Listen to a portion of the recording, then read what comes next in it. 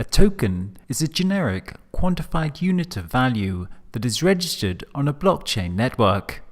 Today, tokens are understood to come in two different kinds: utility tokens and security tokens.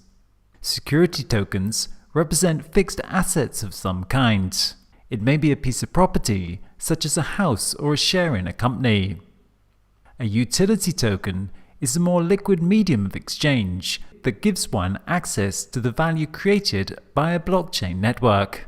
Utility tokens really represent access to a service delivered by a blockchain-based economy. To understand token economies, it's best to think in terms of services and not so much products. Utility tokens represent the service delivered by a network. The utility tokens are quantified units of services that can be accessed within a given network. Tokens are generic units of value. This means they can represent any kind of value. Wherever there is a network delivering a service, a token can be created to define that value. We can create a token for any different type of network and service.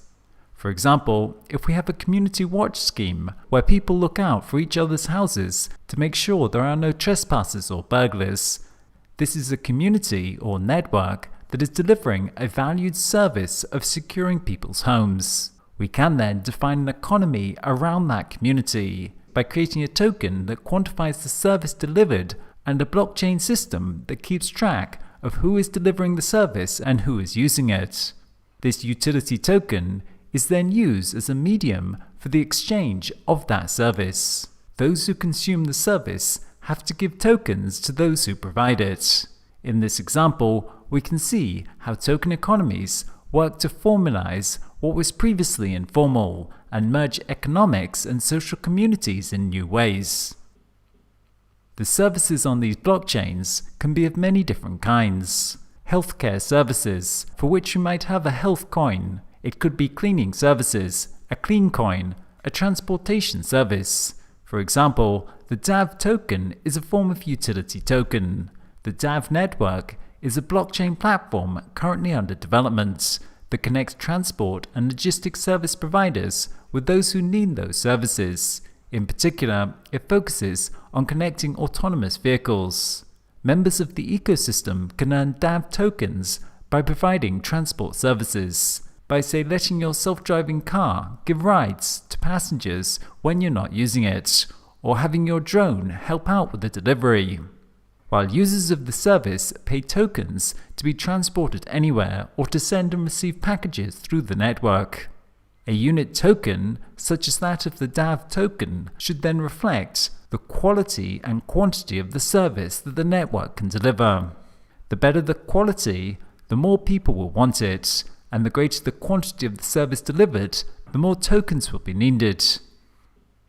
Some people classify digital currencies as a third type of token, but they can just as easily be understood as a utility token. For example, we might think of Bitcoin. Ultimately, Bitcoin's value comes from its capacity to be exchanged for some service or exchanged for some other currency that can be used within a national economy. Currencies like the dollar or renminbi have value because we believe they have value, but ultimately they rest upon the fact that they are supported by the massive real economy of the US and China. Really, they are utility tokens that give you access to the services delivered by those economies. If the Japanese real economy disappeared tomorrow, the currency would crash because people would stop being able to buy things with it. Currencies are just mediums of exchange and agreements about what we value, but they are supported by real economies and governments that make sure those currencies can be used to access the goods and services within their economies.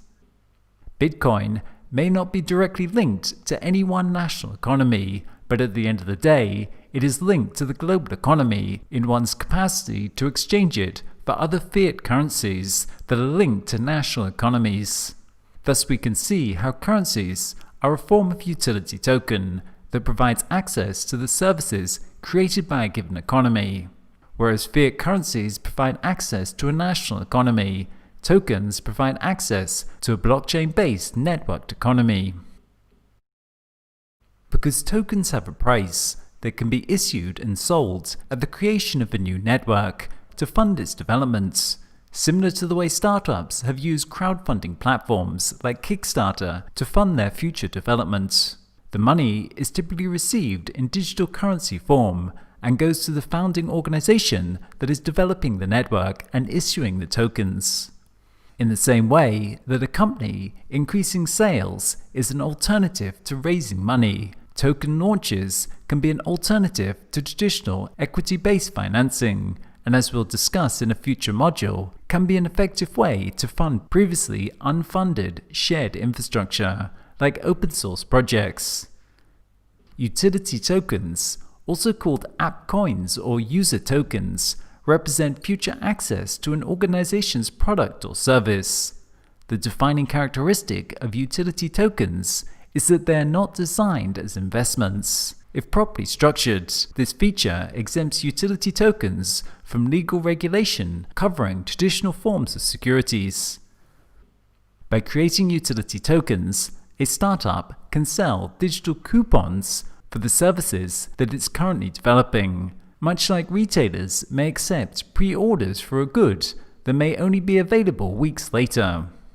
Filecoin, for example, raised over $200 million by selling tokens that will provide users with access to its decentralized cloud storage platform.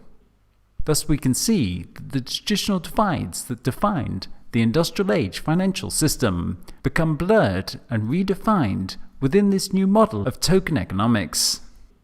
The question is though, why do we need hundreds of thousands of different types of tokens? Why don't we just pay for everything in dollars like we used to, or even in bitcoins? Wouldn't this be simpler? Answering that question goes to the heart of the distinction between token economics and the traditional industrial age economic system. We'll talk about this in the coming module.